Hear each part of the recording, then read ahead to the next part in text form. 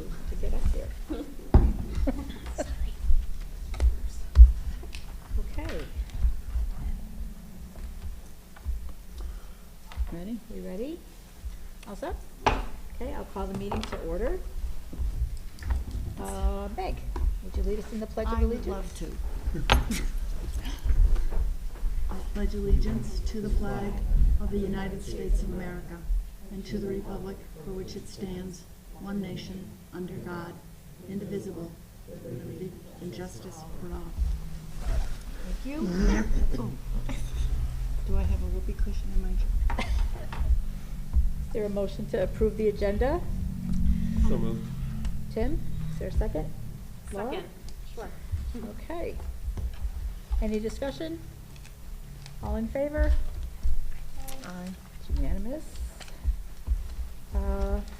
The consent agenda. Is there a motion to approve the consent agenda? Sure, I'll move to approve the consent agenda. Laurel, is there a second? I'll second that. Dave? Any discussion? I just have one, in the draft meeting minutes, on number 11, committee reports. Number 4, that's supposed to be, I think, curriculum, Stacy Benham had reported on, not equity and inclusion. Maybe the S. Benham was meant to be me for Equity and Inclusion Coalition. Yep. Yep, good. Well, they didn't have their first meeting on Thursday, so, I mean, they've been meeting regularly for quite some time, so I. First presume- in-person meeting, she said. Yep. Yeah, that was definitely. Oh, in person, okay. Yeah, I Okay, think so probably. that should be, Good catch. Oh, right. I That think should it be was Lauren. Equity and Inclusion Coalition, L. Christensen.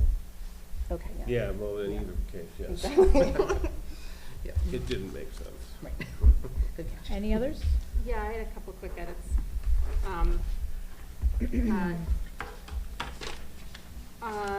Number 8C, second to last sentence in that paragraph, it was Chuck Hirschon who stated the partnership with youth services had been incredible. I don't believe that Ryan was Which part. number are we looking at? Number 8, 8C. communications and updates, letter C. C. Is the okay, update thank on you. substance Yep, abuse. I'm just trying to see where you are. Yeah, I think that was Chuck Hirschon who gave that update. And then in letter D, right below that, 3 more paraprofessionals are needed, 2 for Brownstone and 1 for the preschool program, not birth to 3.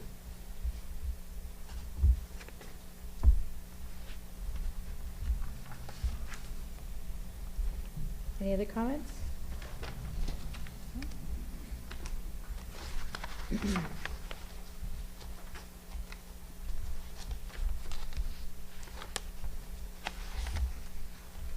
All in favor? Aye. Unanimous. Okay. Audience of citizens, is there anyone who'd like to address the board?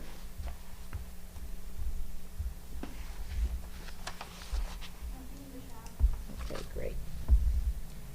Okay, next we have the Portland Public School Spotlight.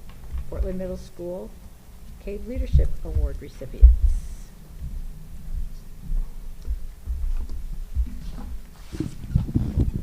Good evening.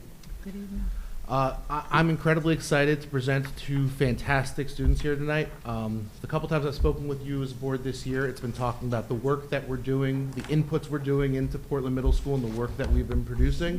What I'm really excited about this evening is here are the outputs. Here are the students that are coming from their time in the middle school and what fantastic students they are. Their teachers have come up with 2 bios that they'd like me to read this evening to share a little bit about who our 2 award recipients are this evening. Those 2 award recipients for the CAVE Scholar Leader Award are Allie Carter and Jaden Dorsey. Alexandria Allie Carter is an 8th grade student at Portland Middle School.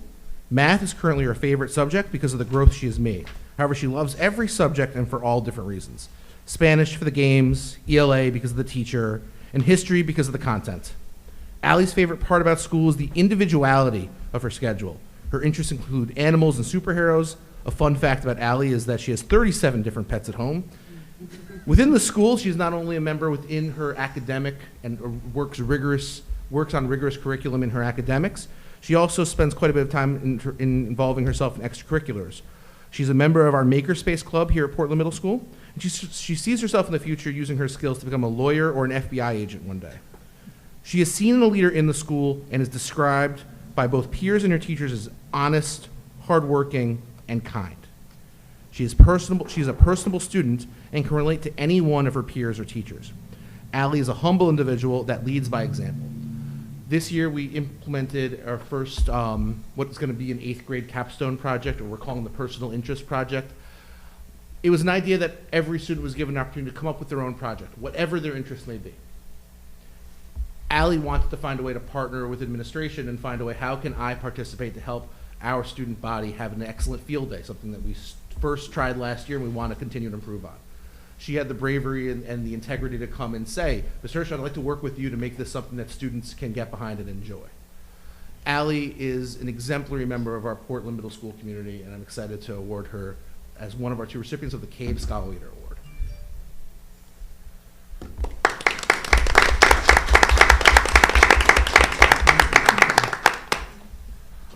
Oh, Certificate. Allie, why don't you come on up?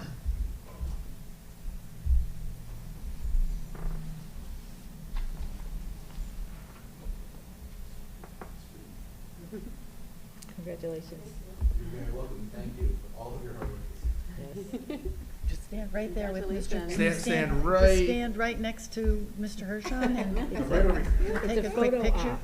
Yeah, it's gonna be not a very good one, but there you go. And, oh, he's got professional photographer. I'll leave to Dylan. Thank you, Dylan. Just a sec. Sure, that's perfect. All right. Our second award recipient is Jaden Dorsey. He is an 8th grade student at Portland Middle School.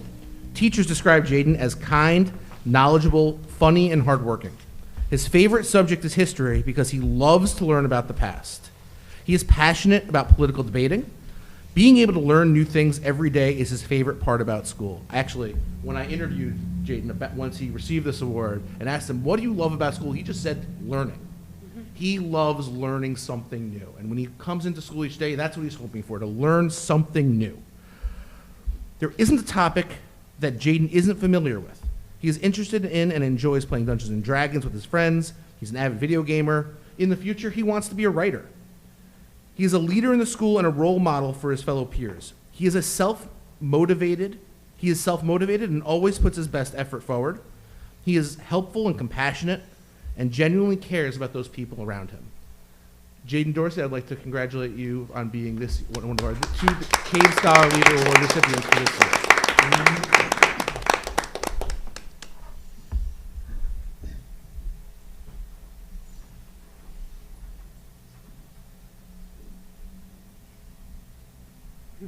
Congratulations.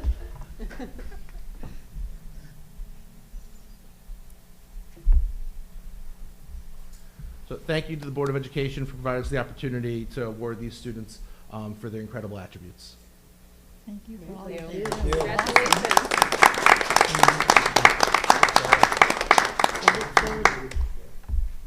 We'll look forward to hearing about your high school career. That's right, freshman next year.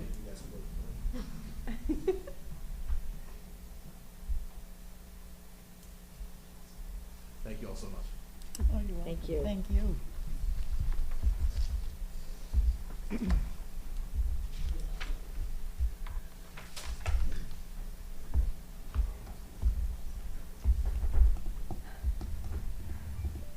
Next, we have our student representative reports. Both Sean and Leah couldn't make it tonight, but they provided a script which Jenna will read. Great.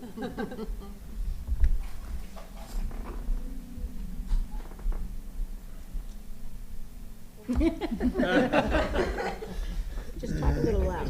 There you go. Okay. Hi everyone, my name is Jenna. First off, we're sorry that we've missed you the last few meetings. The PHS music department has had a very successful trip over April break. We went to Virginia Beach. Both the band and chorus earned a trophy. Last week, National Honor Society partnered with CCSU and Quinnipiac for Go Baby Go, where they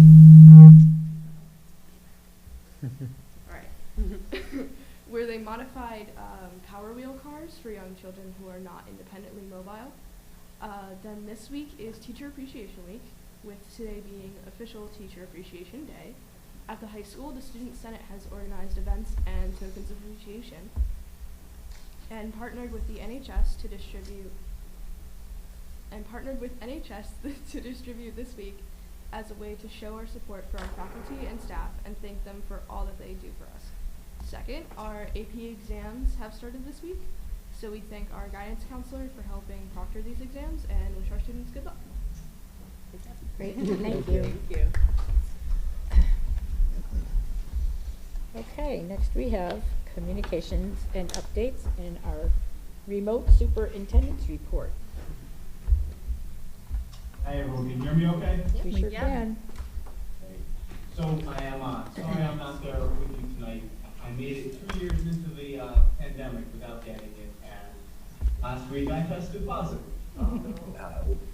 It was a horrible weekend, started feeling better Sunday, felt better yesterday, I felt really good today.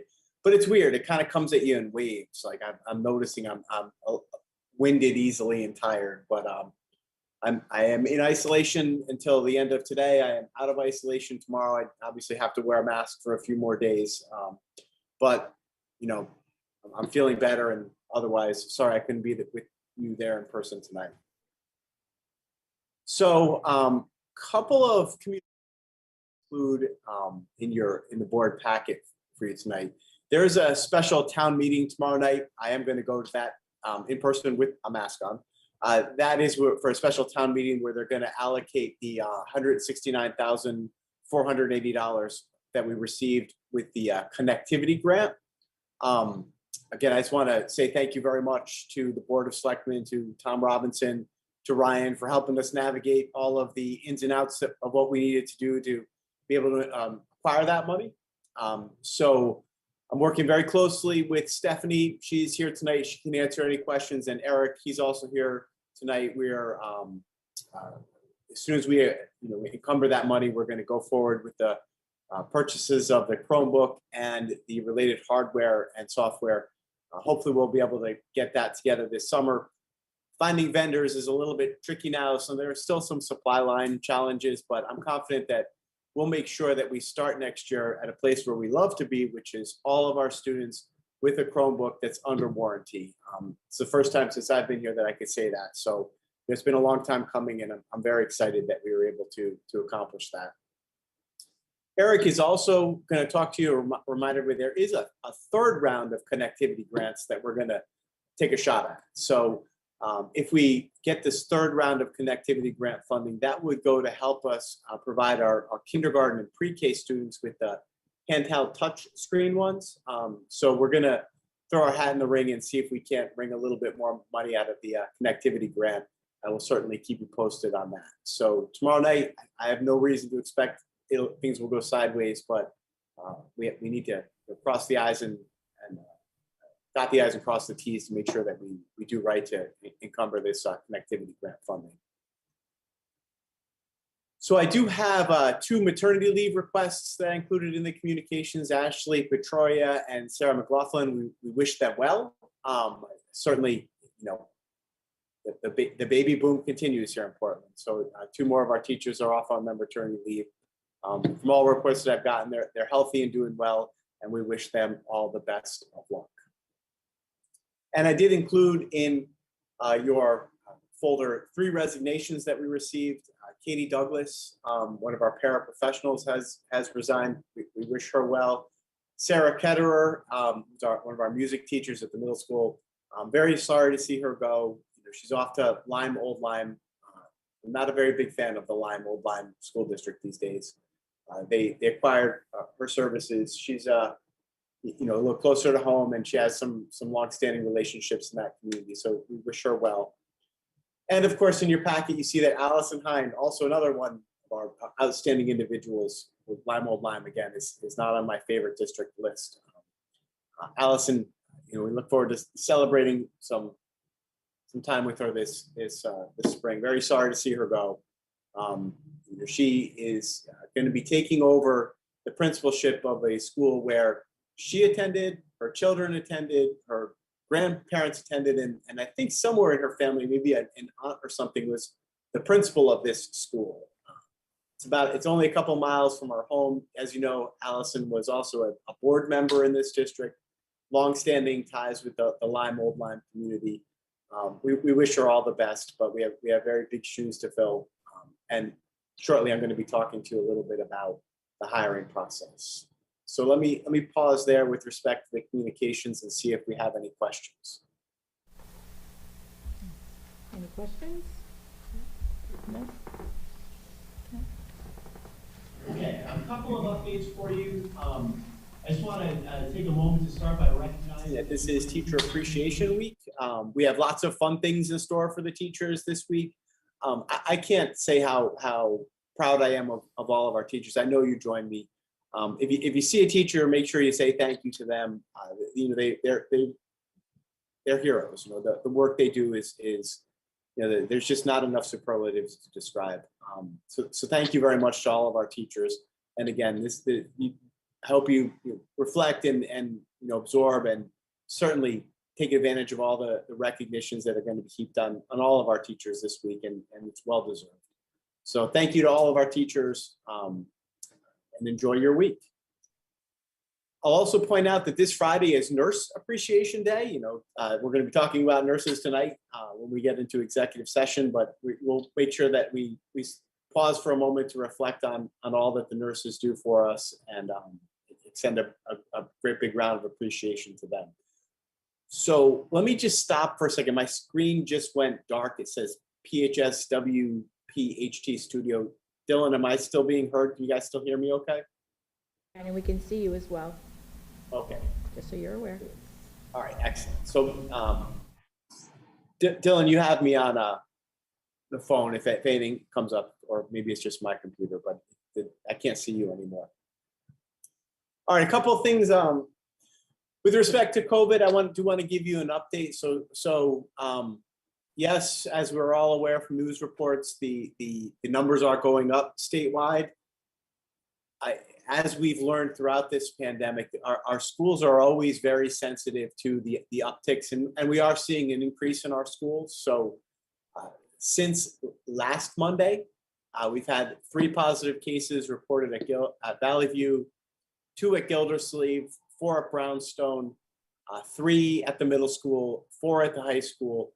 And the latest report I received from Russ indicates that we're now at 24 cases per 100,000, which is still considered low, but we're trending upwards. So, you know, we're keeping a very close eye on this. I did reach out to all of the nurses this week, and of course, I'm in regular communication with the principals.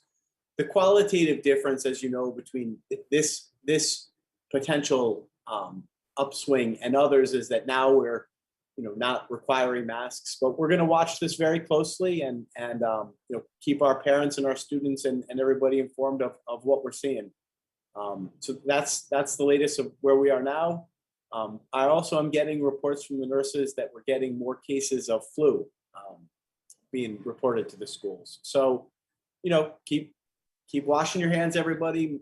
Maximize the distance you can, and of course, everybody is not required anymore, but it is encouraged to wear masks. So we'll keep a very close eye on it, and let's hope everybody stays healthy as we go through this sort of uptick here. Let me pause there and see if I have any questions either about Teacher Appreciation Week, Nurse Appreciation Day, or where we are with respect to our COVID numbers. Nope. Okay, I'll keep you. As everybody knows, big day, May 9th, that's our referendum date. We're certainly gonna do everything to remind our community to get out and exercise the franchise. Certainly, everybody who can hear this and lives in Portland, please come on out and vote on May 9th. And we'll all be getting up anxiously May 10th to see what the results are. So a reminder, the referendum date is May 9th.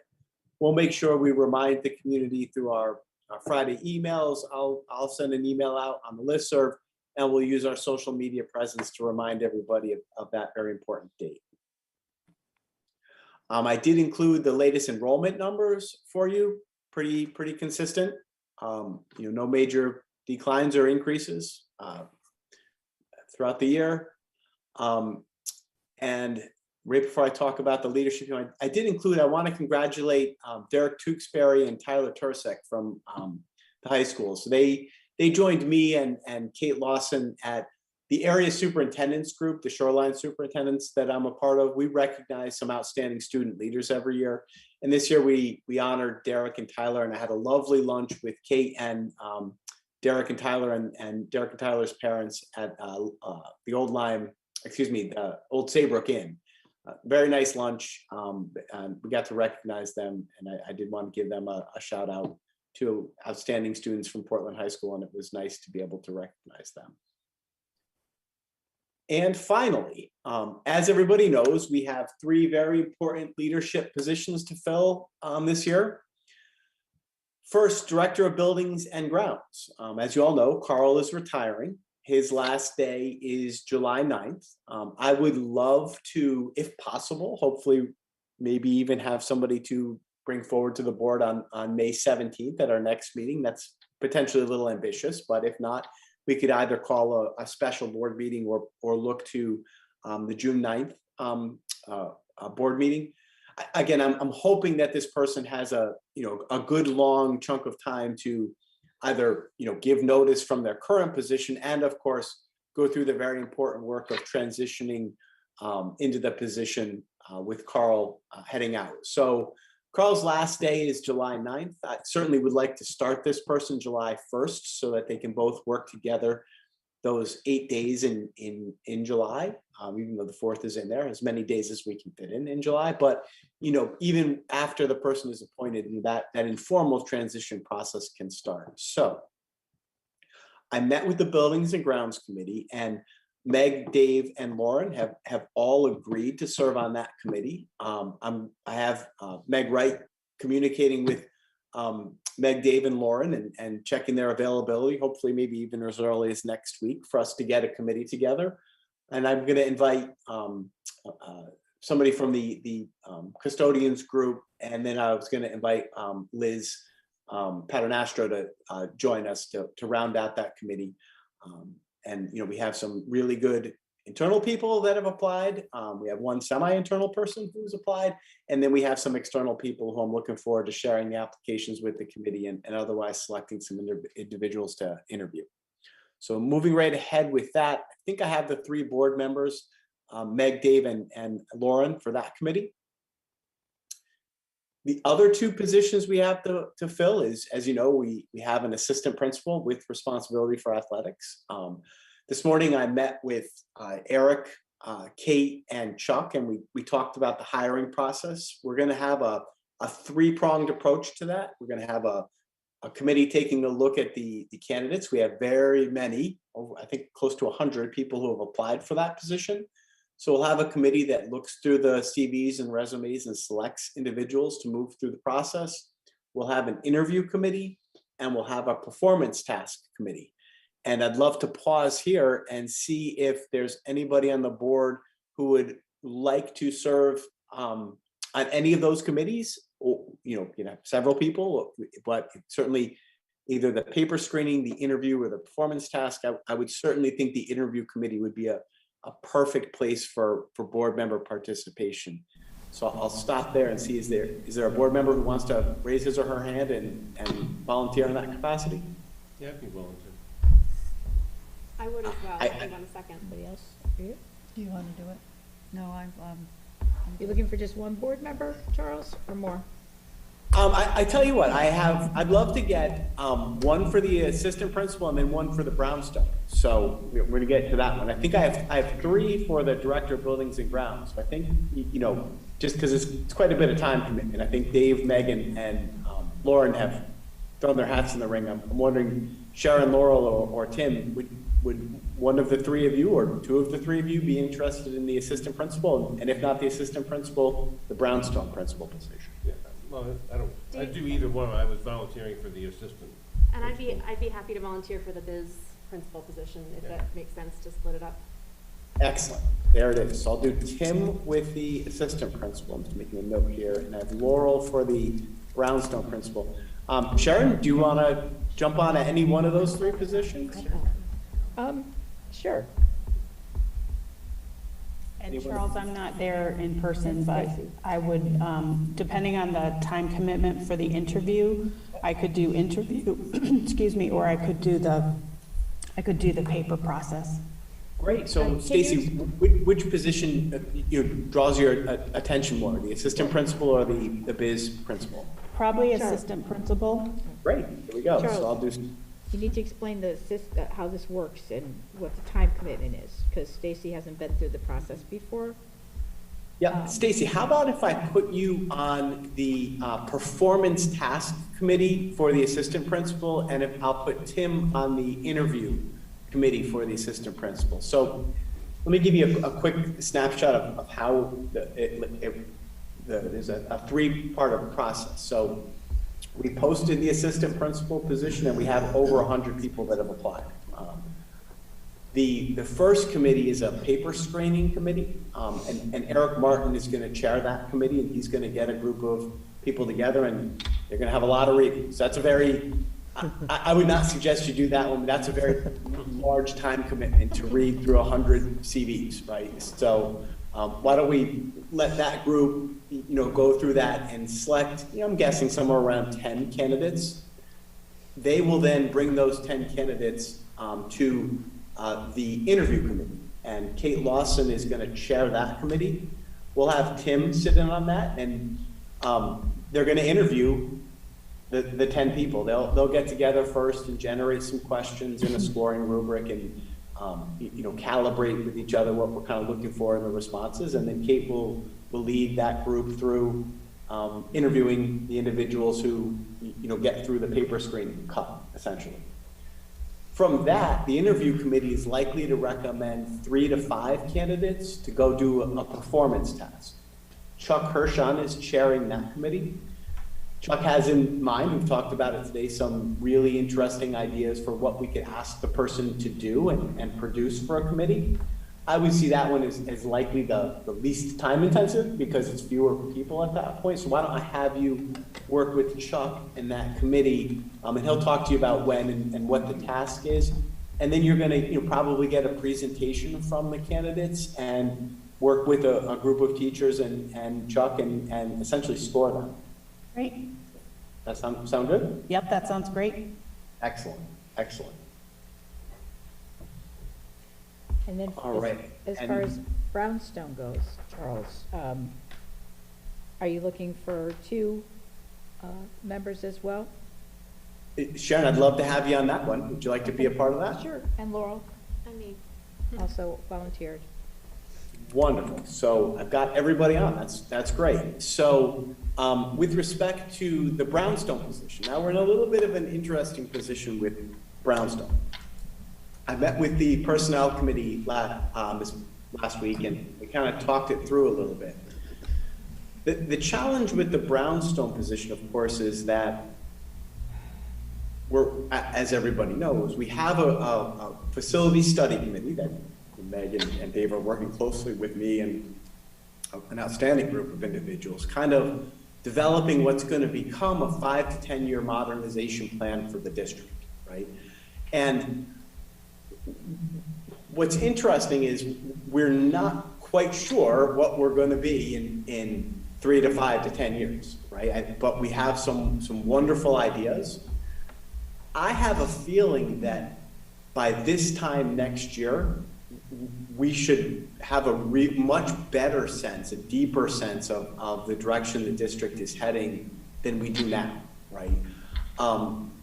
So with that in mind, I met with the personnel committee, and I'm not sure at this moment if it's really in the best interests of the individuals who might otherwise be interested in it and of the district in making a long-term commitment to what is essentially a third pre-K to 6 principal, right? I mean, as everybody knows, we have between Valley View, Gildersleeve, and Brownstone, we have 3 full-time principals, right? To go out now in this sort of strange place that we're in with respect to the modernization plan that we're developing and commit to somebody for a long-term principal position, like we are committing to the director of buildings and grounds and the assistant principal. We don't have any anticipation that those positions are going to go away or change in any significant way. We're not entirely sure that we're going to need 3 principals 4 or 5 years from now, right? So the idea for next year is until we know, to fill the position as an acting principal role, right? To look at it as a 1-year commitment to somebody. And then by this time next year, we'll know either it would be permanent or we would be transitioning and potentially heading in a different direction. So again, the Personnel Committee and I talked about it, and I think I got a pretty good consensus from Laurel, Meg, and Tim that it would be a good idea to look to an acting principal role. Now, with that said, in terms of the acting position, as everybody knows, we have some internal people who have worked really hard and pursued their administrator certification. And I would love to get this committee together and talk about where we are as a committee, and start with taking a good look at who our internal folks are, right? Because we know we have outstanding teachers in the district. We know many of our outstanding teachers have decided to pursue leadership roles, and this might be a great opportunity in that acting role to potentially try that out, right? So again, there's no promises inherent in any of that, but I would love to get Laurel and Sharon and a group of teachers and parents together and sort of talk about where we are as a Brownstone community, and look first to our internal folks and then potentially expand from there after we give them a good vetting first. So that was a lot. I'm sure there must be questions. Well, I think that we can discuss that with the hiring committee. Right. When it's formed, so that'll be great.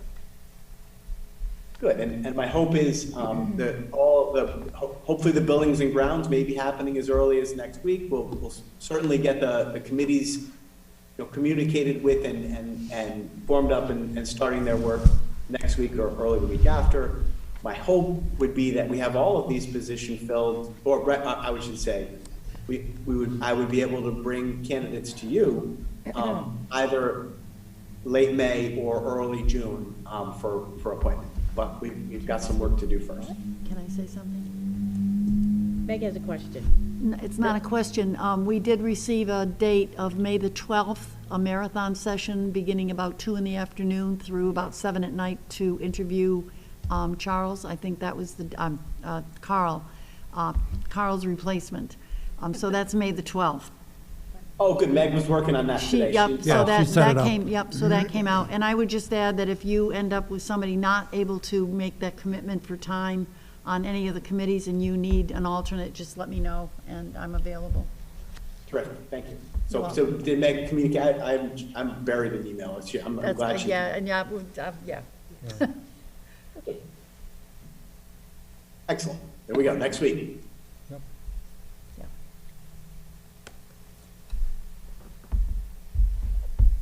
Is that, And that was it.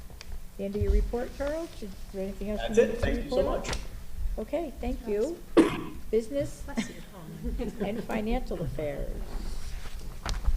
And fourth quarter transfers. Stephanie. They're working on it. Hi, Stephanie. Hi. Oh, we can hear you. Great. Great. So which one was first? Was it just the spending report or was it the fourth quarter transfers?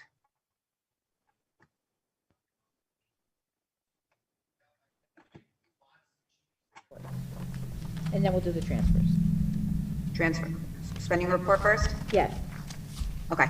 So this is the financials through April 30th, 10 months in, 18% left. I just want to make note that as of right now, I have not done any journal entries yet to acquire all of our grant funds that we received. Like our excess cost, Medicaid, open choice. That total right now is around $472,000 that I gradually will start doing now between May and June as we start to close the year out. So that kind of will get added back in. So we're pretty close to our percentage usage at the end.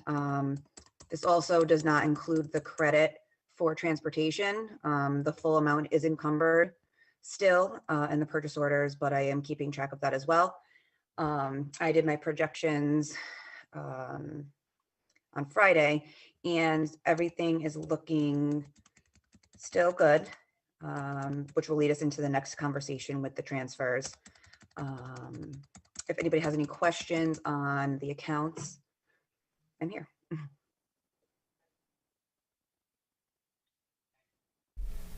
Go ahead.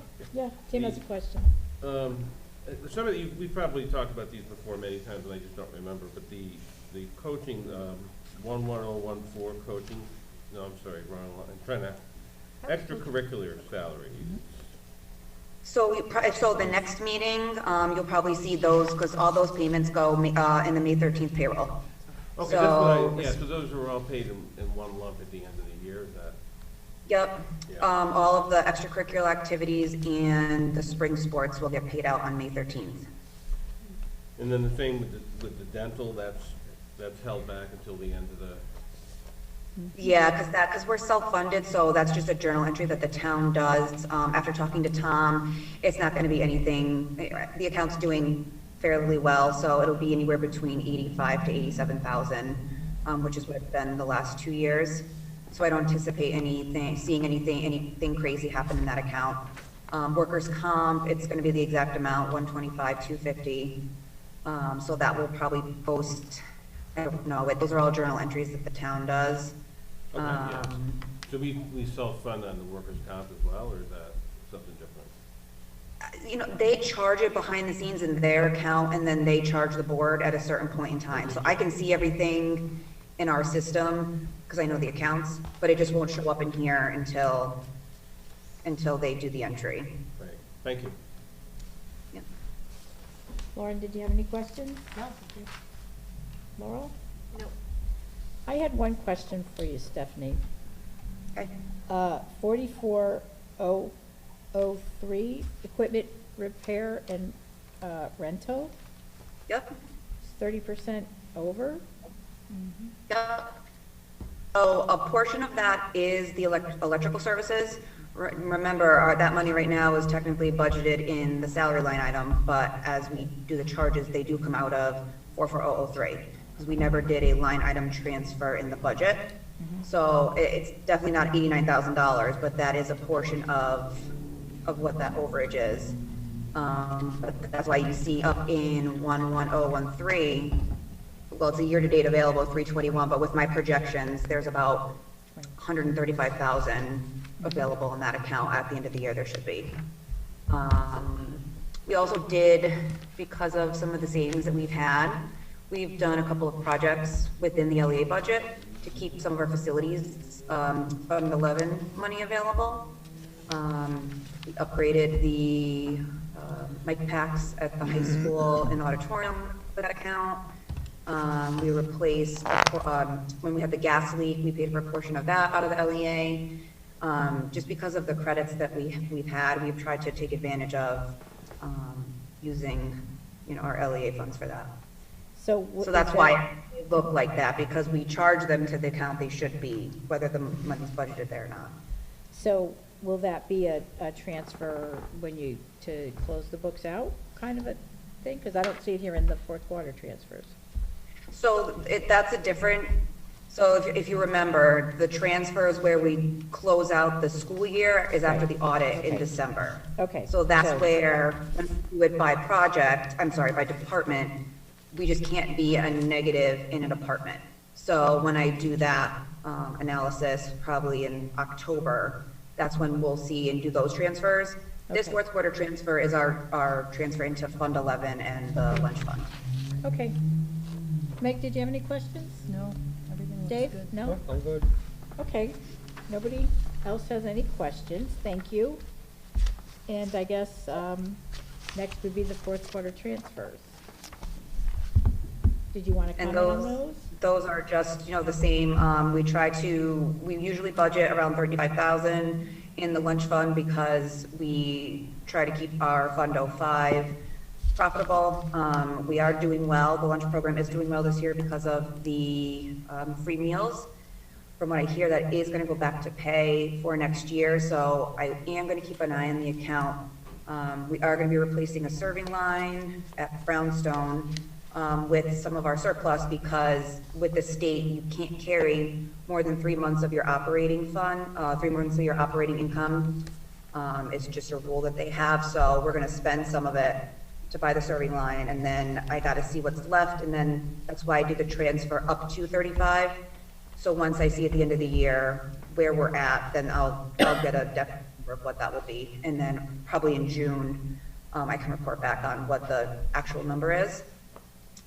And Fund 11, we're trying to keep that going. That's the account where we do, our major projects out of. It's been kind of slow, not slow, but it's been quiet in that account because of the situation where we're trying to fix what we can. Right now, the only projects we've done out of there, we're replacing a rooftop unit at the high school, an HVAC system, and a portion of the gas leak that was at the middle school, high school, because it exceeded what I kind of wanted to spend in the LEA. So as of right now, that's all we spent in there.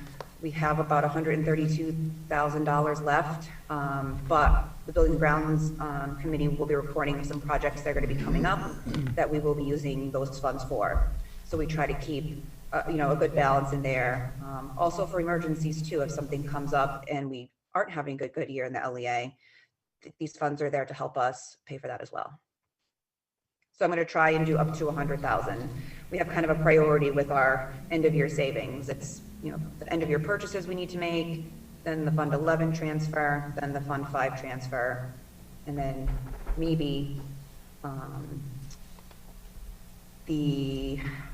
can't think of it, the walkie-talkies, the radios. So I have a 4-list project I have here I'm trying to do. Okay. Can you talk to us a little bit more about projections for the end of the year before we vote on these 2 transfers?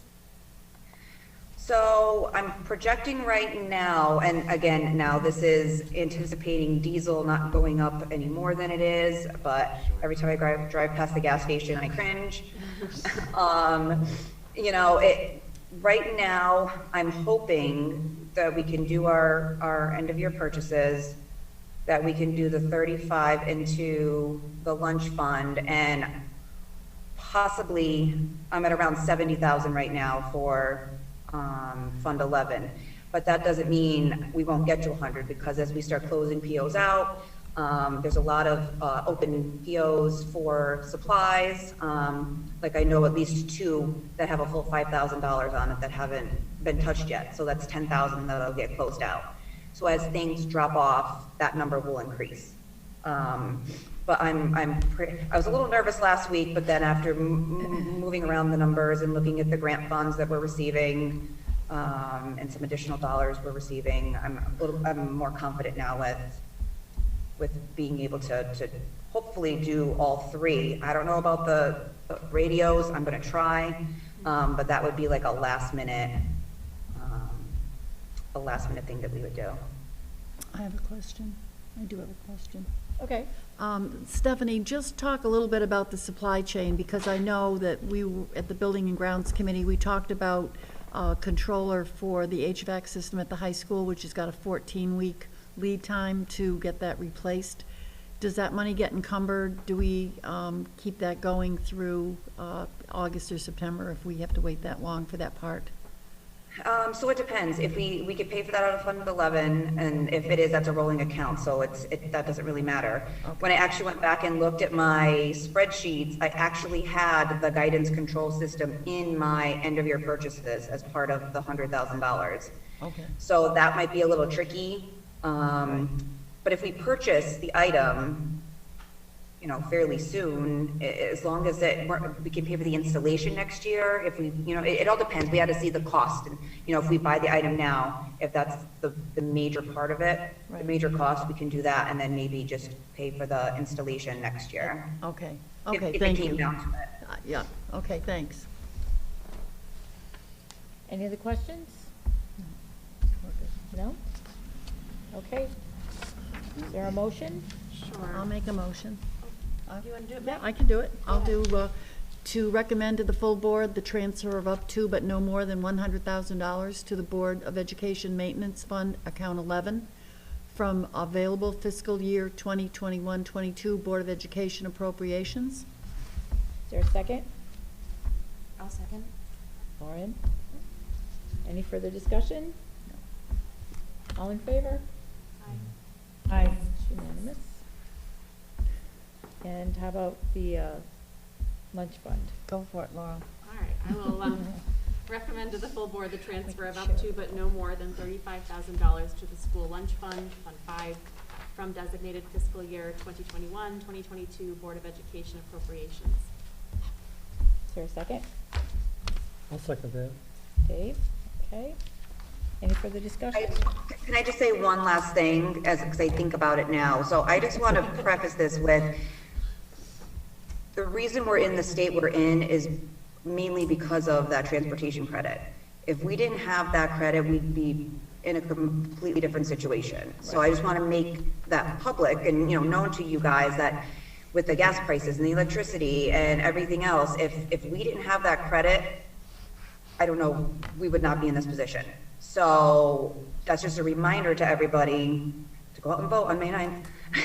That every dollar is important, but that is really one of the main reasons right now that we're in this position. Which transportation Good credit? reminder. Thank you, Stephanie. From running fewer bus routes. Oh, okay. Right. Yeah. That is a good reminder, and also your ability to do the fiscal magic that you do. You keep an eye on the budget, so it's appreciated. So thank you. Welcome. Okay. Hearing no other comments or questions, I'll move the question. All in favor? Aye. Aye. Okay, and that's unanimous as well. Thank you, Stephanie. Welcome. All right, and we'll move on to Director of Curriculum, Instruction and Technology, Drone Flight, not fright, regulations. Oh, right. Good evening, everyone. Can everyone hear me? Yep. Yes. Am I coming through loud? I know that happens sometimes.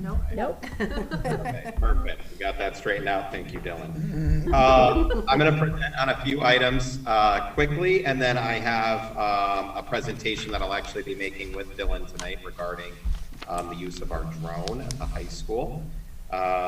And then I'll just end with a couple closing comments. The first thing I'd like to update on is spring assessment season. So we are underway with state standardized assessments across our schools. Our high school took the school day SAT at the end of March. We have just very, very recently received our results, which we saw a slight decline overall in our overall student scores and in areas of math and evidence-based reading and writing, which we old school folks out here may know as formerly the verbal portion of the SAT. It changed a few years back, and our declines are consistent with what we saw across the state. So state level data had a slight dip as well, as is to be expected in the realities of the pandemic and disruptions to learning that occurred over the past couple of years. We were anticipating this to be the class where we saw the greatest decline. And we're digging into that data more deeply. As a reminder, I'll make a full presentation to the Board of Education about our assessment data in the fall. Kate, I see you're on, I think, okay, Kate was unmuted and took over. Thanks, Kate. Kate making a cameo. So we are, as far as state assessments, we have Smarter Balance going on in grades 3 through 8 across the district. That'll largely be occurring throughout the month of May, although not for the entire month in any one building. We work to stagger our test dates so that students aren't testing 5 days a week. typically not on Mondays and Fridays, and typically for no more than an hour and a half to 2 hours on any given school day. Additionally, we have the Next Generation Science Assessment coming in grades 5, 8, and 11, also in the month of May. In addition to those assessments, we have our in-district benchmark assessment that we administer 3 times a year, the Ames Web, which we give in grades K through 8 in the areas of literacy and math, and that'll round out our assessments for the school year. Again, I'll be making a full presentation of that data to the board in the fall. I would anticipate mid to end of October. My second update is on professional development. So our teachers recently had a 2-hour delayed opening on April 20th. They used this time fruitfully to develop what I termed their 9-week plans. At the time of their 2-hour delay, there were 9 weeks remaining in the school year. So I encourage the teachers to make use of the time to map out what they could logically and feasibly cover with students over the last 9 weeks of the year, while providing our students authentic experiences and meaningful learning opportunities to close out the year. The end of the year is always a tricky time when we come back from April break. It seems like we're in a home stretch. It's a panicky time for teachers because they're looking at all the things they need to get through. And so we encourage teachers to do what's reasonable to get through what they can, and to not sacrifice depth of learning for breadth of learning. And they use the time to develop those types of plans. Additionally, they continue to work on some features within Atlas, our curricular platform. I presented that work in part to the curriculum subcommittee earlier tonight. Our intent is to make components of Atlas public facing for the start of the 22-23 school year. And the pieces that teachers are working on are overviews or storylines for each unit within their curricula, and also making sure that they're compelling questions and enduring understandings, again, 2 critical pieces within our units, are good to go so that when we unlock those features to the public, they look complete, and they look well developed. And our teachers have been working hard on that all year. When we look to make that those access points available to the public, I'll again be presenting that information to the board in a more comprehensive manner. We have one more remaining 2-hour PD day coming up for the year in May. It's about 2 weeks away. And teachers will continue marching towards the end of the year and planning for that and continuing working within Atlas with that time. And so we're thankful for those 2-hour delays. They really help us to move the district curriculum work forward and allow teachers some vital planning time at critical points in the year. The next thing I'd like to present on is the new courses that I presented to the Board of Education at last meeting. For the high school, we have a journalism course, a writing lab course, and the state-backed, state-developed, state-required Black and African American and Puerto Rican and Latino Studies course. Course registration at this point, for all intents and purposes at the high school, is complete. In our latest numbers, we have 20 students signed up for our journalism course, which is exceptional in its first offering. We have 7 students signed up for our writing lab, which, given the rigorous nature of that course and how it operates within the high school schedule, within the flex period, we're very pleased with that number. And we have 11 students signed up for the Black, African American, and Puerto Rican Latino Studies course, which we actually consider a perfect number to launch that course with a small and manageable section. It's a very rigorous curriculum. We've got an exceptional teacher, Mr. Ryan Ottab, to lead that course. And everything we heard from the state is the sweet spot is our sections of 10 to 15 students, especially in the first year of implementation. So we were thrilled to get those numbers, and it's full speed ahead with all of those courses. We'll be doing some summer curriculum writing and summer curriculum prep work for those courses to make sure that we're ready to launch successfully in the fall. Next thing I would like to update on is Connectivity Grant 3, which Dr. Britton teased a little bit earlier. So just as a reminder, the federal government has made an incredible amount of money available through these connectivity grants to ease burdens and inequities associated with remote learning, as was brought on by the pandemic. And as we learned, we could end up there at any point in the future, as we did during the pandemic. We have successfully applied for reimbursement funding in Connectivity Grant 1. That reimbursement funding helped offset the huge capital expense that the town laid out for leasing 550 new Chromebook devices. In Connectivity Grant 2, it was not reimbursement funding we applied for, but rather direct purchase funding for an additional 370 Chromebooks. We have received approval of those funds. We're waiting on some of the bureaucratic red tape for the devices to actually be purchased. The devices are directly purchased through E-Rate, the consortium that handles the Connectivity Grant Fund. So this is not, it's a little bit different than Connectivity Grant 1 in that we're not purchasing as an LEA and then being reimbursed. We submitted to E-Rate the exact model and various quotes for that model of devices that we're looking for. We've been approved for 370 of those devices. As soon as E-Rate receives the money from the federal government, they purchase those devices for Portland Public Schools on our behalf and deliver them to us. We've not been given a timeline on that. Our fingers are crossed that we will have those devices in hand for the start of next school year. And we've heard from E-Rate that we should be confident in our fingers crossed as such. That brings us to Connectivity Grant 3. The federal government just opened a third window of Connectivity Grant funding. The last remaining place we have to apply Connectivity Grant funding to get to our goal, which Dr. Britton had mentioned, of every student in the district having a device at their fingertips, student and staff member, that's under warranty, are with the devices that are in pre-K and kindergarten. Right now, those two grade levels share 90 tablet devices. These devices never travel home for good reason, not just because we only have 90 of them, but we don't typically send our pre-K and kindergarten students home with homework, and they can be a little rough and tumble on those devices, as 4 and 5-year-olds tend to be.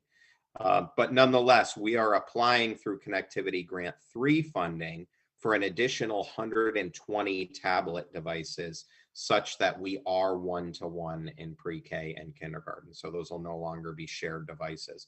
They'll still be housed within the buildings. They'll be ready to go home. God forbid we end up again in a situation of remote learning. But that would effectively get us to that goal that we had established and delivered to the board and that the board approved in our plan of getting every device in the district under warranty. And that's I won't say it's a luxury, because it's a hard-earned effort that we've gotten to that we will enjoy for the next 2 years. And we are already looking at replenishment cycles and what that might look like for 2 years from now and beyond. Some more information to come on that. I've given a lot of information so far. I've only got a couple more things before I get to my presentation with Dylan, but are there any questions on anything I've presented so far? New courses, PD, Connectivity Grant 3. No, but I have a question very quickly. Remote learning for 22-23 school year is now going to be available. It was released through the Connecticut Department of Education. Are we talking about that, or is that a summer curriculum item? But we do have to allow for remote learning for high school students, grades 9 to 12. Also, the other one is to allow students who may not be qualified to take AP classes to take AP classes. And that, I believe, is January of 2023. So we have great questions, Meg. Just to clarify, when you say the state making remote learning available, there's a couple things the state has been working on.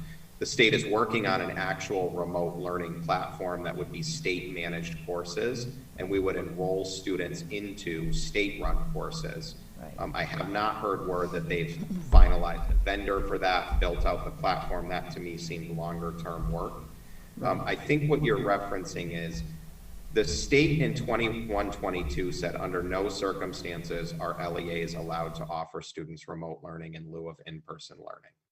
What did happen this year is the state released a set of remote learning standards. And basically the standards say if you are to offer remote learning, they must fulfill every one of these standards. There are 99 of them. Those standards also point to the need for additional financial resources and separate staffing that at this current time are beyond the budgetary means of Portland Public Schools. Okay. We have virtual high school options for our students. Our model right now remains in-person learning.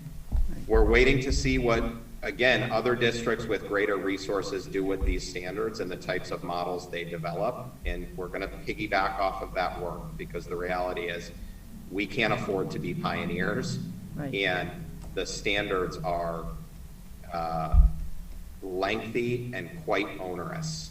Right, and I understood that, so I just would throw that out there because there is the requirement to have something in place, and hopefully it's a regional effort if we can't afford to do it on our own. But I thought I would just ask the question.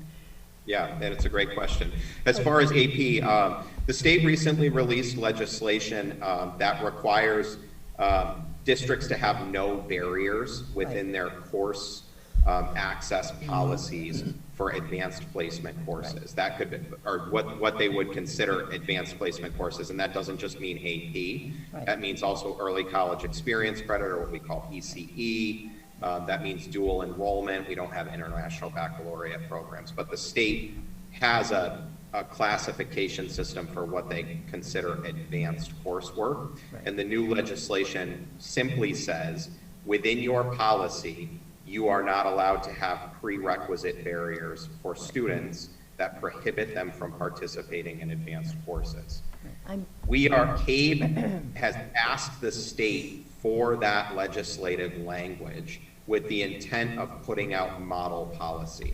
We are a CABE-aligned district, as you know, as members of the policy committee know, and many, if not most, of our policies are directly aligned to the model language that CABE puts out. So we're confident that CABE's going to put out ironclad language.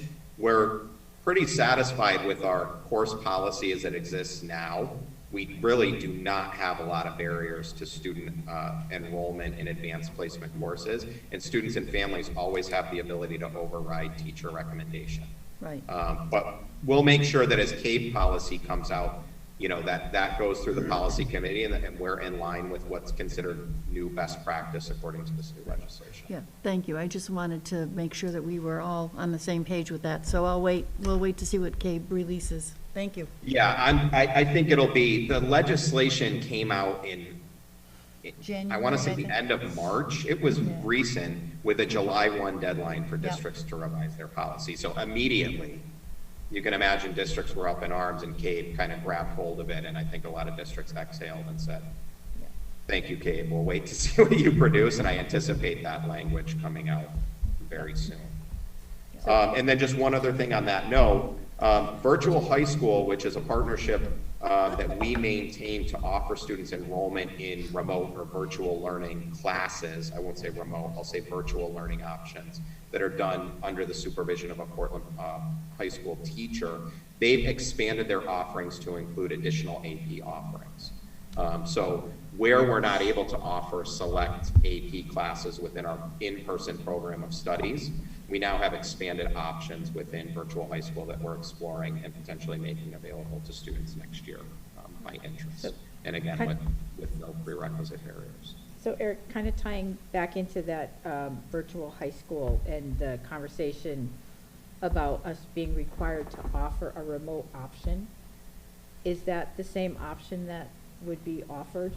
And does that satisfy the state requirement that we have a remote to be option? quite honest, Meg, I need to follow up with you on that. I've not heard, and I may have missed it, that districts are required to offer a remote option next year, unless that is late-breaking legislation.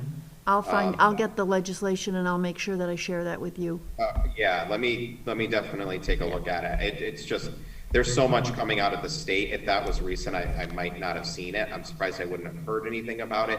I do know, again, as far as I understood, the most recent legislation that I was aware of was that if you are to offer remote learning, it must be in adherence to the recently published remote learning standards. Yeah, I don't, yeah. I think the operative word is if, and I think it's now a requirement that if somebody wants remote learning, that we have to make sure that they have that option. I'll get the Okay. language. We'll clarify it and we'll change our policy if we need to. Thank you. Yeah, and then what I'll do is I'll include an update on that in my next report to the board next month. Okay. I'll be presenting the first meeting in June. Before you move on, Eric, I think there may be others that have questions. Did you have any questions, I was Tim? just gonna ask if Meg could share that with the rest of the board. I will. No, I Because will. That's the first time hearing of that, and I read a lot of that stuff. when it comes This out. was, yeah, there's been a lot that came out of the State Department of Education and the legislature, and there's more to come, so we'll clarify those things, but I just wondered if you were aware of it, and that's why I asked. Thank you. No, I'll. Sorry. Yeah, I'd be happy to get that information. Yep. And then, I'll just say, and this could be because in the current climate, the state didn't literally prohibited it this year. We haven't had a lot of clamor within the district from families and students for remote learning options. We've had a couple of instances. I think coming off the pandemic, that was a situation that did work well for some students. The state's been pretty adamant in their position that in-person instruction is the best form of instruction, but I think we want to be, remain committed to flexibility and considering all possibilities for our students and families. So I'll be looking forward to getting that information, Megan. Thank you for bringing that to my attention. Yeah. Just a couple more things. I'm just looking at my list here. Summer curriculum planning is underway. We had, but we're again ahead of the budget vote. We did budget within the 22-23 operating budget for a good dose of curriculum planning. We had taken the summer off last year, not knowing the state of the world, and our teachers needing just a break. We didn't offer much in the way of curriculum hours last summer, and our teachers are chomping at the bit, and there's good work to be done. So those curriculum planning efforts are underway, and if there's one thing I've learned about Portland in my time here, it's how committed our teachers are and how readily they jump at summer work opportunities. The money's good, but it's about much more than the money for them. I think they see it as an opportunity to really advance their craft, advance their courses, advance our curriculum, and strengthen the district. So I'm really thankful for that and excited to post those positions within the next couple of weeks. Last thing, the Spdi Grant. So this is the School-Based Diversion Initiative Grant, through which we received $38,000 in grant money. Through that grant, Town Youth Services had been allocated $5,000. And Town and Youth Services said, you know what, we have some ideas of how we could spend this money, but we'd actually like the schools to be able to take more advantage of it in terms of the work we're doing around restorative practices, trauma-informed instruction, some different options for flexible seating for students, student and staff well-being. And so generously, Youth Services returned that $5,000 to the schools, to the middle and high school. This is where this grant money is rooted. And we're thankful for that. Thank you, Meg and Jesse on the Youth Services side. So our total grant allocation for this year has gone up from $38,000 to $43,000. With that extra $5,000, we're going to be using about $3,000 of it to purchase SEL programming for the high school through a program called School Connect. We participated in a demo of this program. We've looked extensively at the curriculum. This is CASEL aligned. It's a program that's been used across the country since 2006, although it's now on its 4th iteration. And I'll just quickly explain to the board, I know that SEL has become a term that's, like many things, become politicized and controversial. Just some of the topics at the heart of this curriculum: improving communication, boosting academic skills and motivation, collaborating on group projects, supporting empathy and inclusion, building relationships and resolving conflicts, setting and achieving long-term goals, and skill building for mental health and well-being. And we have the ability within this curriculum to self-select, customize those lessons that we feel are of most importance and necessity for our students. And we're very fortunate through the new schedule that's being adopted, or that has been adopted at the high school, to have the mentor period at our disposal to deliver these lessons. And it will absolutely be an all hands on deck initiative by which our teachers will be delivering these lessons to their mentor groups. And one thing we really like about the curriculum is that these are ready-made lessons right out of the box with videos and engaging activities for high school students. It's hard to find an engaging SEL curriculum at high school level. And this ticked all the boxes that we're looking for. So through the SBDI money, we're excited to purchase this program for next year, to implement it next year, and on a 1-year trial basis, see how it goes. Finally, along the lines of the SBDI grant, it has previously been a 1-year grant opportunity for schools. We're excited to be one of the first participating districts for which they're opening year 2 application funding. So we have every intention of applying. Our application will be delivered to SBDI by May 27th, with the potential for an additional $30,000 in grant money for next year to continue the work that we've begun at the middle and high school around a graduated discipline model, again, restorative practices, trauma-informed instruction, student and staff well-being. So it's been for what we have gotten through the school-based diversion initiative in less than a year's time, I think it's been an exceptional opportunity that I'm so glad we were able to take advantage of, and that we'll have again next year, which is just phenomenal. Before I have a short presentation to make with Dylan, any questions about any of those updates? Can I ask one quick question? Sure. I just going right back to the connectivity grant, $3 that are available. I just want to understand the need for these 120 additional devices for pre-K and kindergarten. I know that we have roughly 120 pre-K and kindergarten students, but my memory is that we purchased quite a few of the touchscreen devices that are just arrived last year, and so you said we had 90 of those tablets currently. I want to make sure I understand the need for these additional 120 devices. Yeah, so we have 90. Currently, they're split between our kindergarten and our pre-K, so they exist on carts that are shuffled back and forth between classrooms. And 90, we're less than 90 functional because they break. They drop, their kindergarten hands on them. Additionally, we want our kindergarten and pre-K staff to have and be able to model on the same tablets that our students use, so that further takes away from the number available to students. And our idea here is, through grant funding, these don't cost us a dime beyond a case and a Google license. And it allows us, for teachers, right, and for their sake, to not have to coordinate who's going to have the tablets at what time of day, if we have an aligned schedule in which all students are doing literacy at a given point in the day, and for a literacy activity they're using those tablets, all teachers have those tablets available. To be quite honest, if it was an issue of the LEA paying for these tablets or not getting them, we probably wouldn't be asking for them. But the fact that we have an opportunity to get them through grant funding, it's too good to pass up. And also, we make use of tablets in some of our special education programs for students with specific special needs, for whom keyboards could be a problem. And then we also have, library media centers that ask for tablets to be available for e-readers. So this starts to open up all of those options. And we landed at 120 based on what would it take to get to effectively 1-to-1 for pre-K and kindergarten with that cushion in there for devices breaking and some of those other ancillary needs that I just explained. Thanks, Eric. You're welcome. Okay. All right, Dylan, would you like to cue up our presentation? And I promise this will be relatively short. So I'm going to start us off and then quickly kick it over to Dylan. This is about drone flights at Portland High School, FAA requirements and Portland Public Schools policy. And this is May 2022. Oh, I just lost it. Next slide.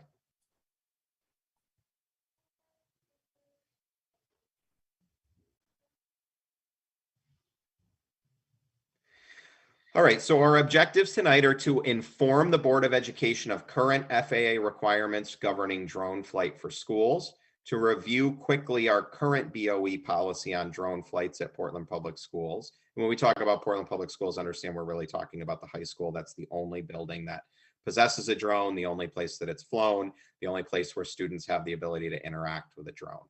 We're going to present to the Board of Education a plan for meeting revised FAA requirements for drone flight.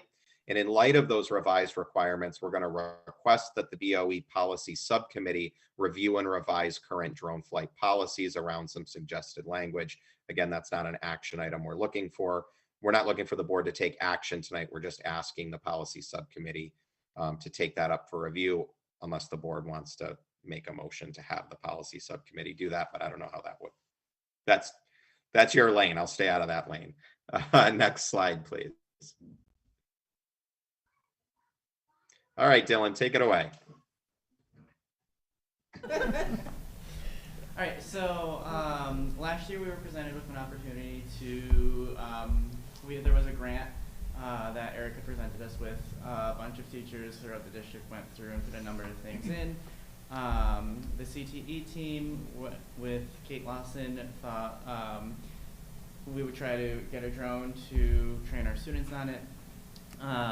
Eventually we found out that the drone got approved, so it was purchased. The drone that we have is a DVI Mavic 2. It's registered to the Portland Board of Ed with the FAA, which at the time was one of the only requirements from the FAA. That, and as long as schools were using it for educational purposes, then the school fell underneath the recreational use. This past year, they recently adapted their policy, which is what we're going to get into a little bit later. So for me, it's registered to the Board of Ed. I completed the industry established, the standardized drone flight safety test. And then we have a drone curriculum that is embedded into CTE courses. Currently, we are working on putting it into the multimedia production as an alternate unit compared to one of the other cameras that we use, as well as electronic publications, which is seniors in the yearbook and whatnot. From there, we have a second level, which would be the independent study or our paid student interns. Last year, we had one student that made it all the way up to the end, who then graduated, so we currently only have Caitlin, who's partially trained, and then the policy's changed, so the drone's been grounded.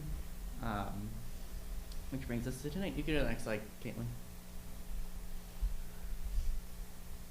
Okay, so I'll let Eric take this one.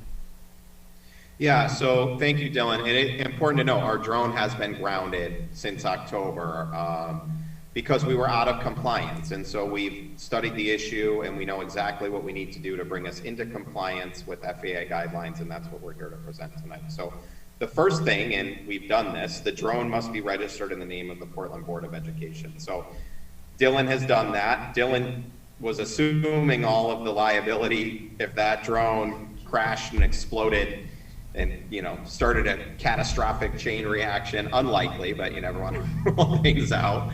But that drone is now registered in the name of Portland Board of Education. So no more liability for Dylan. The town assumes the liability, the Board of Education assumes the liability, and that's part of the FAA requirements. So these FAA guidelines were updated in January 22, and that they now read that an educational drone must be used as part of a curriculum and/or research. So a district isn't allowed to fly a drone for fun or as part of an extracurricular club. It has to be part of a defined curriculum or research program. That is key for drone coverage under education. Now, here's the important part. When it is tied to curriculum or defined and approved research, an FAA operator's license is not necessary, meaning no one at Portland Public Schools, if we connect this to a curriculum, needs to have an FAA operator's license. Not Dylan, not our students, no adult in the building, no one. The teacher's recreational safety test certificate is considered a bonus, and Dylan has that. Dylan has passed the safety test. Dylan, are you actually licensed? No. Okay, that's okay. He doesn't need to be. I'm just wondering if he had a second bonus in there. So no matter who is operating the drone, these guidelines have to be met. And then just an important note, where and when an FAA operator's license is required for flight, the Connecticut minimum age for licensure is 16 years old. And that'll come back within our policy later. But again, I just want to stress the point that if we make drone flight part of established curriculum, no one at Portland Public Schools actually needs an operator's license to fly a drone. It's considered an educational exemption. Okay. And so here's our plan. Next slide. Actually, ahead of that, here's a summary of our current policy. So the first bullet, we're not requesting any changes to anything that's not included here in bold. We're only keying in on these two bold bullets at the bottom. So currently our policy reads, operators must pass a test and be vetted by the TSA. And the second bullet is the operator of the drone must be at least 17 years of age. And I just note there that although we're not talking about licensure because we are looking to get the educational exemption as connecting drone flight to curriculum, the Connecticut licensure age, even if we were talking licensure, is 16.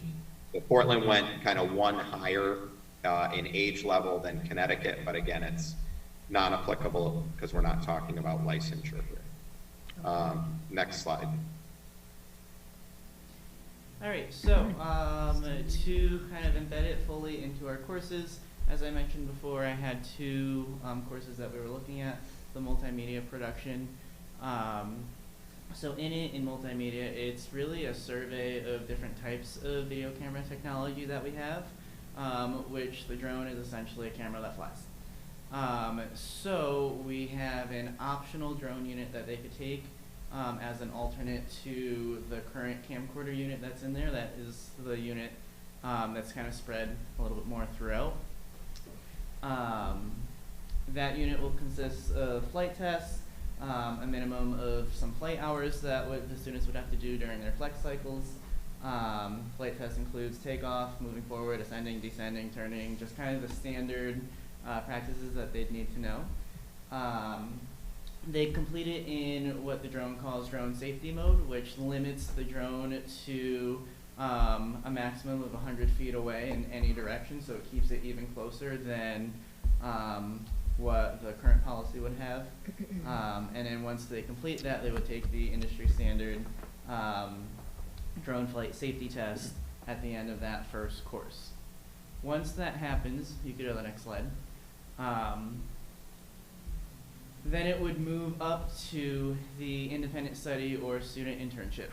So those who have completed that optional unit, either in multimedia or the seniors in electronic publications, they could then go on and take an independent study with drone flight, but they have to complete that first step. They have to take it in that other course prior to that. And then they have to pace that safety test again. Even if they've already taken it, passed it, if it was a previous year, if it's a new school year, they have to take it again. Just in case any of the contents changed or anything like that, we want to keep that current to the school year.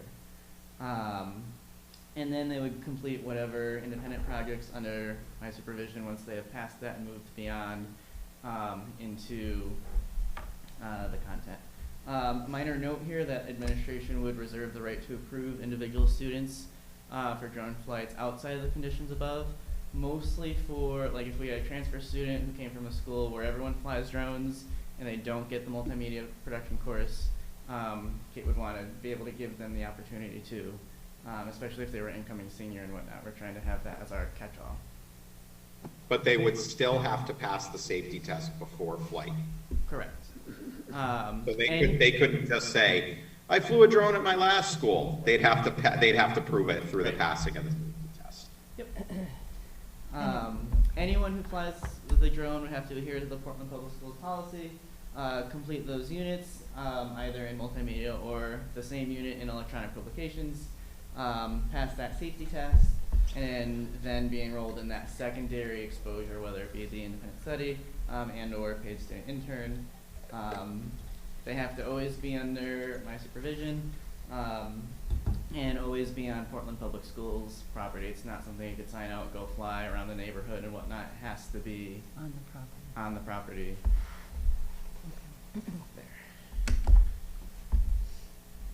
And in the Thank you, Dylan. So this is just a repeat of the earlier slide of our current policy, and we're requesting that the policy subcommittee under the direction of the Board of Education, can reconsider this policy with the potential for the two changes below that are in bold. Again, nothing else changing in the current policy except for what's in bold below. So where it reads now, operators must pass a certified industry standard test. we're asking that the language "and be vetted by the TSA" be struck from the policy. The certified industry standard test is the act of being vetted by the TSA. To pass that test means you are vetted. We don't know of any separate vetting process. We don't have a TSA agent come out to the school and rubber stamp anything. The test is the TSA standard. If you pass it, you are considered certified and vetted. And then the second bullet, which currently reads, operators must be at least 17 years of age, which again is a licensure issue. We're not talking about licensure, we're talking about drone flight connected to curriculum. Operators must be currently engaged in PHS curriculum inclusive of drone flight.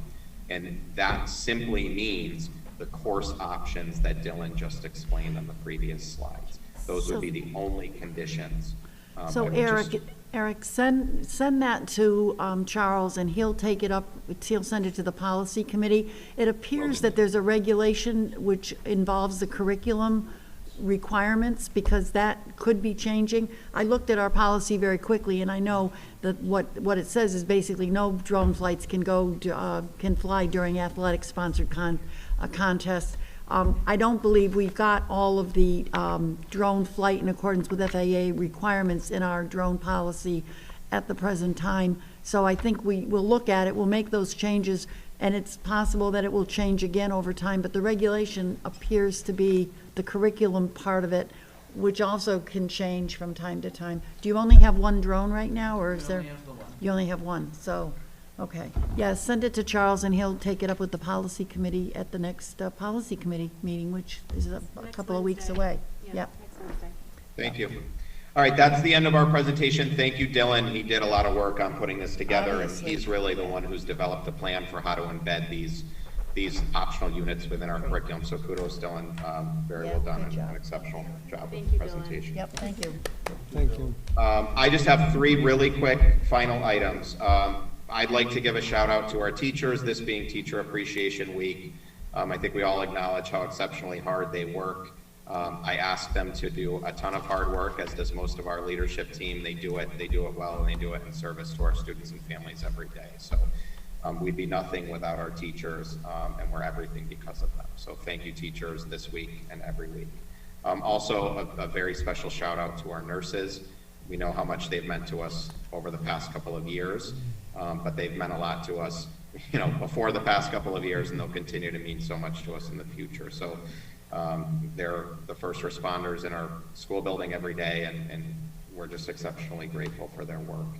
And then finally, because her resignation was presented to the board tonight, I would just like to send my best wishes and professional thanks to Allison Hind as she gets ready to embark on a new adventure. In the time I've been in Portland, she's been just an exceptional colleague, a professional role model, a dear friend. I know that leaving Portland is a very difficult decision for her. It's ultimately one that brings her closer to home. So I'm happy for her. I'm sad for us. I wish her the absolute best of luck. And with that, I'll conclude tonight. Thank you. Thank you. Thank you. Okay, we'll move on to new business. A is the nurses, MEUI Nurses Bargaining Unit Contract, which will be discussed in executive session, so we'll pass that for now. And B, the fourth quarter transfers we voted on at the wrong point in the agenda. So we will skip right over that. We have no old business. We'll move on to committee reports. We did have a very informative curriculum committee meeting. I don't know if either Lauren or Stacy would like to add anything to what Eric reported already. I don't think so. I think we covered it all. Yeah. Okay. Great. Oh, actually, I will add something. I take that back. We did talk in the curriculum meeting about, at our next meeting, trying to develop a kind of standardized way that we approach the approval of curriculum and of textbooks. So we don't have that yet, but that is something that our subcommittee will be beginning to work on. Policy? Policy meets next week, and we met last week, and we covered a lot of ground. There were some good discussions, and we will continue to move forward. We did not finish anything to bring it to the committee, to the full board. But I expect that after next week's meeting and the new drone policy, we will have some things for the end of May. Personnel? Sure. We are wrapping up negotiations with the paraprofessionals, hopefully next week or the week after, and the end is in sight with the negotiations with the administrative assistants as well. So I'm hoping that we'll be able to bring those to the board at the end of the month or at the beginning of next month. Wonderful. Building and grounds? Do you want to say anything, Dave? No. We met with Bill. We met with Stephanie, Charles, and Carl, and we had a very fruitful discussion, catching up on the track. We don't have a date for the money, but there was a walkthrough on May the 2nd with prospective people that would be bidding, and so that moves as forward as it can, but we're still with no date for completion or even the beginning of it. We went through some potential summer work, and we also got caught up in some things that have cropped up over the last few months that needed repairs and some cleaning of the air systems. And we're moving forward, you know, into the summer now with some summer work.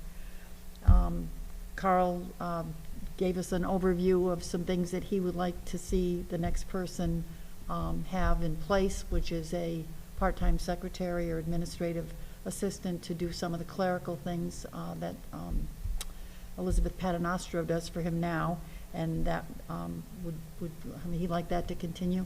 And he's also leaving the facilities in a better place than we started, because he's detailed a lot of the work.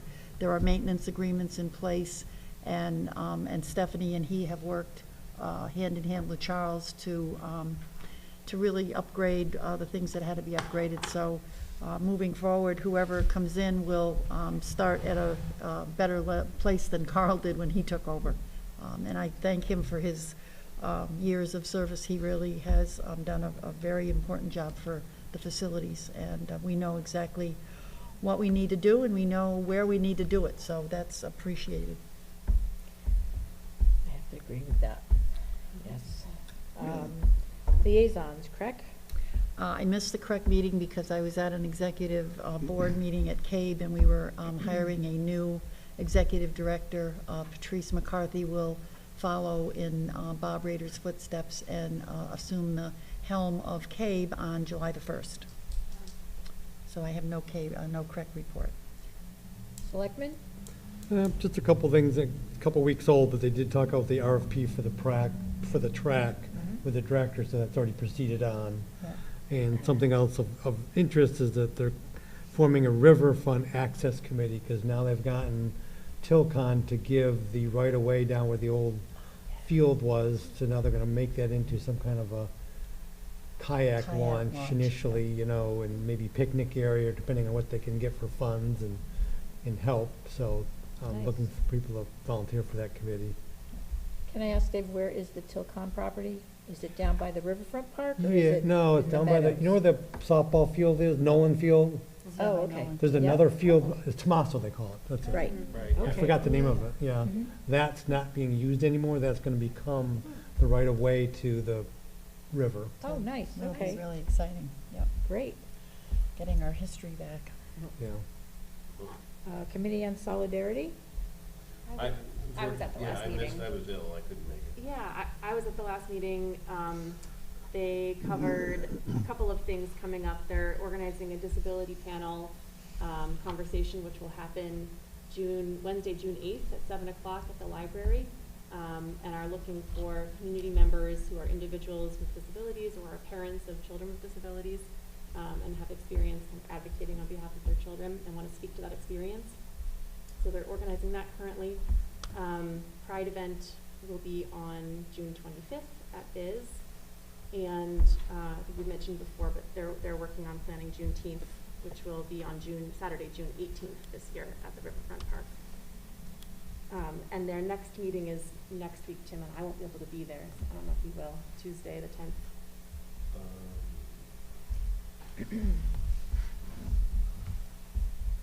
Equity and inclusion? I may, yeah. Oh, sorry. What time is it again? It's at 7 at the library.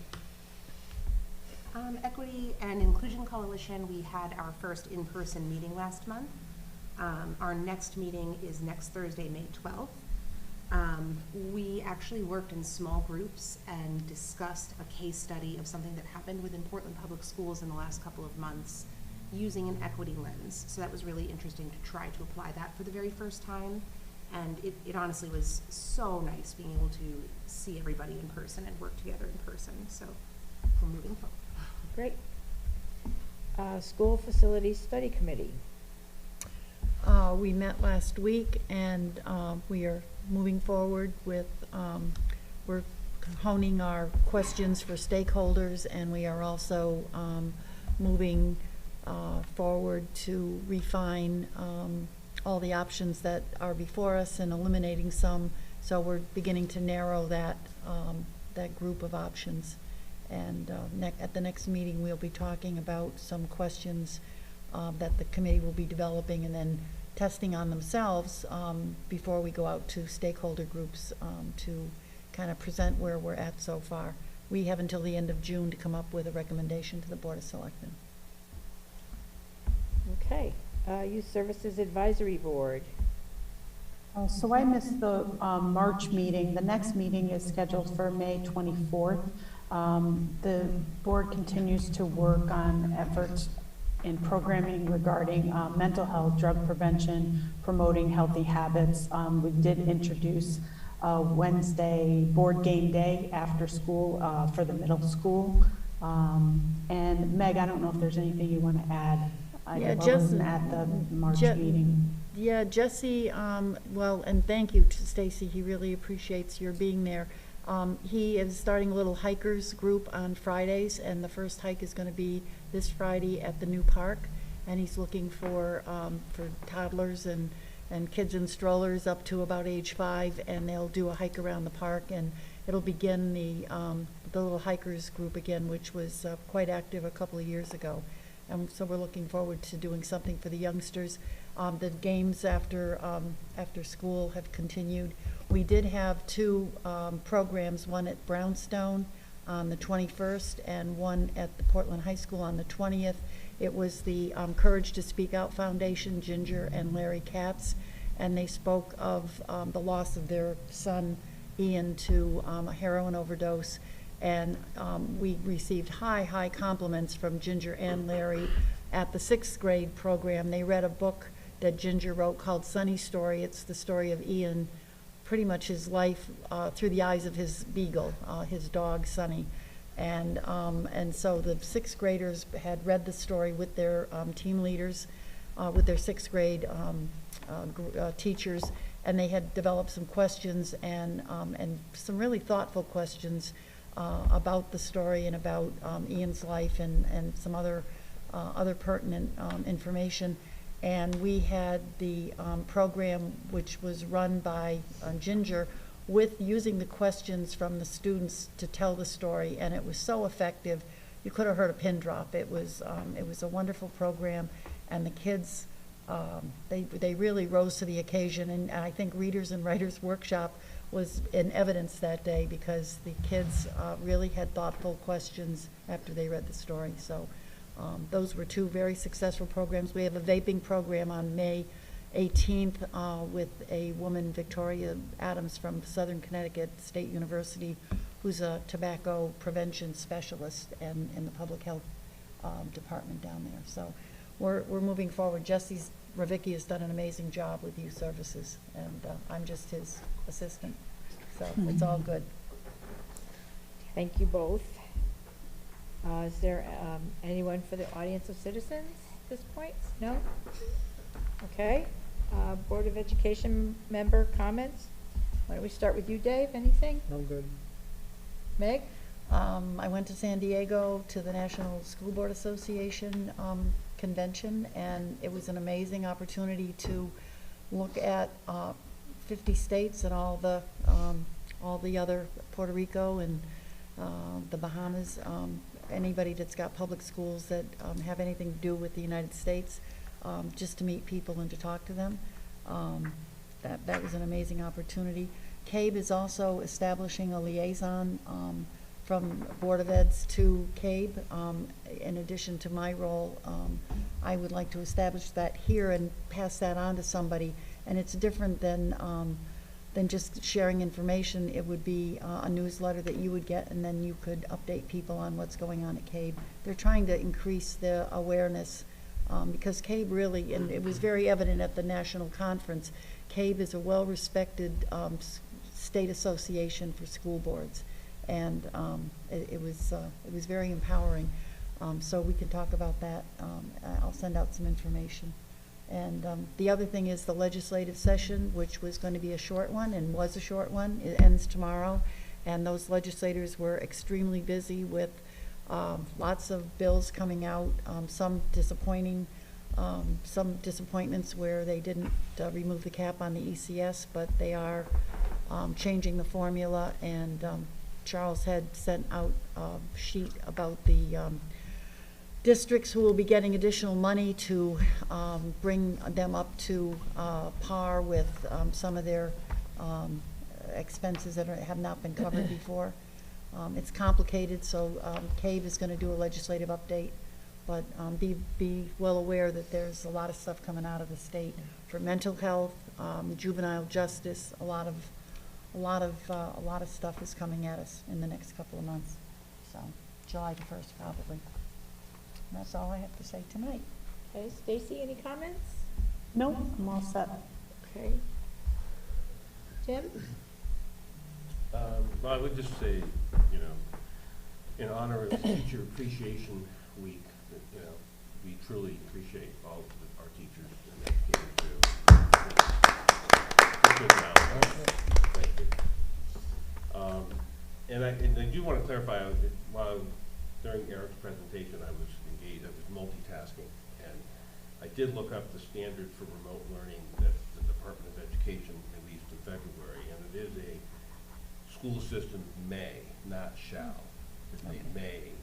So just in case any parents are watching, because I've had conversations with parents who were desperate to have remote learning, but it's not, it is not mandated in these standards that we must provide remote learning. Okay, and that was Eric's question too, and I said I would get that information to him, so thank you. Great. Lauren? Yes, just to echo, I would love to tell all of our teachers in our district how much we appreciate them, and our nurses as well. We know how hard you've worked over the last 2 years. I want to say something kind of delicately and with the utmost of respect for Eric. He is such a huge piece of our district, and we appreciate everything that he does. I just have to ask if he can please shorten his presentations. That was a 40-minute presentation, and I feel like practically half of our meeting, I feel like it becomes too much. So if we could maybe whittle it down a little bit more, I know I personally would really appreciate it. And I am truly saying that knowing how much he does for our district, and I know he has his hands in so many things, and that's why there's so much information being presented to us. I'm just hoping it can streamline a little bit. Laurel? I don't have anything to say that hasn't already been said, except to just express tremendous gratitude to our teachers and our nurses for all the work they do every day. You are so appreciated and so loved by the children and families in this district. So thank you. I would echo all of that and share those sentiments. Is there a motion to go into executive session? I will make that motion to go into executive session and to bring Dr. Britton with us. Second. Okay. Seconded by Tim. All in favor? Aye. Okay. Aye.